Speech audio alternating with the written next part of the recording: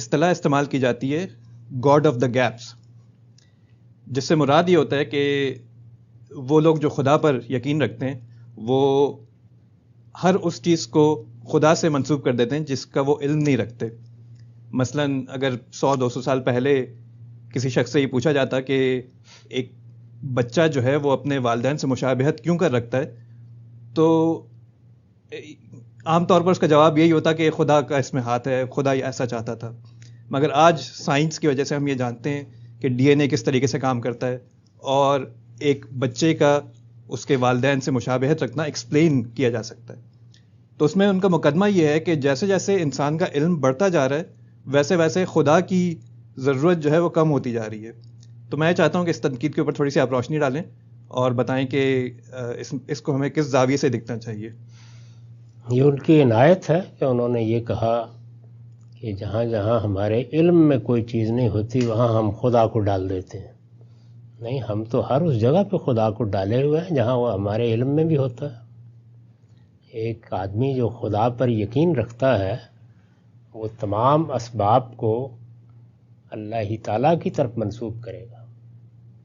یعنی دنیا میں جو کچھ بھی ہو رہا ہے اس کا کوئی قانون کام کر رہا ہے، کوئی ضابطہ کام کر رہا ہے، اسباب کا کوئی ایک سلسلہ قائم کر دیا گیا ہے، تو اس کا ایک پہلو وہ ہے کہ جس کو ہم اسباب یا علل کی صورت میں سمجھتے ہیں، اور دوسرا پہلو وہ ہے جس کو مذہب ہمارے اوپر واضح کرتا ہے کہ یہ سب خدا کے اذن سے ہو رہا ہے۔ جی، تو اس لیے یہ بات تو اس طرح ٹھیک نہیں ہے۔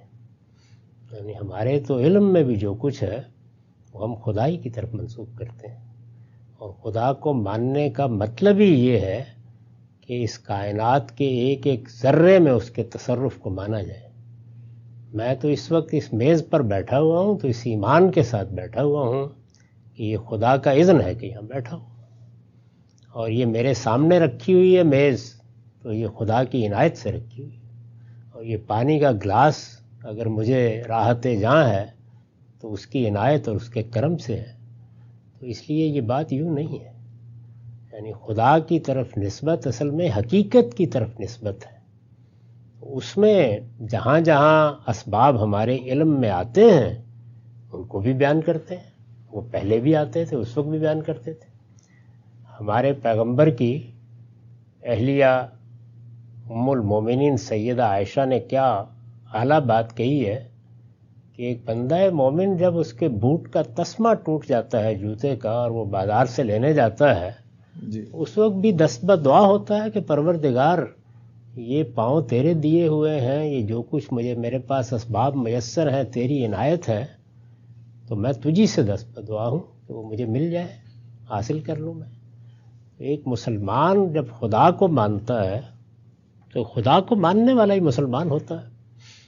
وہ تو اس ایمان کے ساتھ جیتا ہے کہ دنیا کا سارا کارخانہ اپنے اول سے اپنے آخر تک خدائی کے ہاتھ میں ہے۔ اس لیے یہ ہم پر کوئی اعتراض وارد ہی نہیں ہوتا۔ ہم اس سے آگے بڑھ کے یہ کہتے ہیں کہ جو کچھ ہمارے علم میں ہے وہ بھی خدائی کے اذن سے۔ ٹھیک ہے سر، تو مطلب آئی تھنک آپ نے بات واضح کی ہے حقیقت کے اعتبار سے۔ اگر قوانین بھی ہیں جن کو ہم نے سائنس دریافت کا کر بیان لیا، نہیں ہوتا، جی، نہ اسباب کا بیان ہوتا ہے نہ سائنس کا بیان ہوتا ہے۔ اس کی تعلیم دی ہے قرآن مجید نے۔ کھیتی کسان بوتا ہے، پانی دیتا ہے، نلائی کرتا ہے، کھیتی کو تیار کرتا ہے، محنت کرتا ہے، صبح اٹھ کے آتا ہے، ہل جوتتا ہے۔ قرآن کہتا ہے انتم تزرعون و نحن الزارعون، یہ کھیتی تم کرتے ہو یا ہم کرتے ہیں؟ اس لیے ہم تو جس خدا کو مانتے ہیں کھیتی بھی وہی کرتا ہے۔